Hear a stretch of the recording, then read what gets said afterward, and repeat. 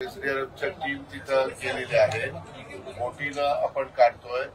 आता जायकवाडीमध्ये पण 1 लाख क्युसेस पेक्षा जास्त पाणी सोडलंय.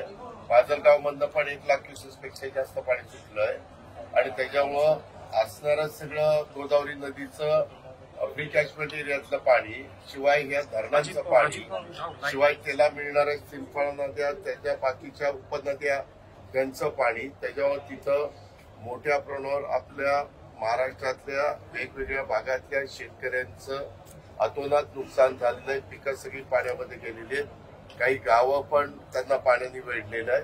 परंतु जिथं आपल्याला हेलिकॉप्टर पाठवून एअरलिफ्टिंग करण्याची गरज आहे तिथं आम्ही तशा पद्धतीनं एअरलिफ्टिंग करतोय.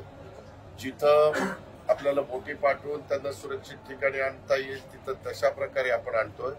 अनेक ठिकाणी जायला रस्ते देखील पूर्णच्या पूर्ण वाहून गेलेले आहेत आणि त्याच्यामुळं पाण्याची एकंदरीत पातळी कमी कशी होईल.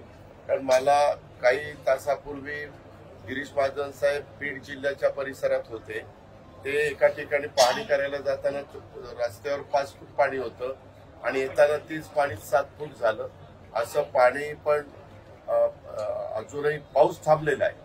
पाऊस बराचसा आता कंट्रोलमध्ये आलेला आहे, पण पाण्याची पातळी वाढती ही वस्तुस्थिती खरी आहे आणि त्याच्यामुळं सगळेच असे घाबरून गेलेले आहेत त्या भागातली लोक, आमचे शेतकरी, आमची सर्वसामान्य जनता.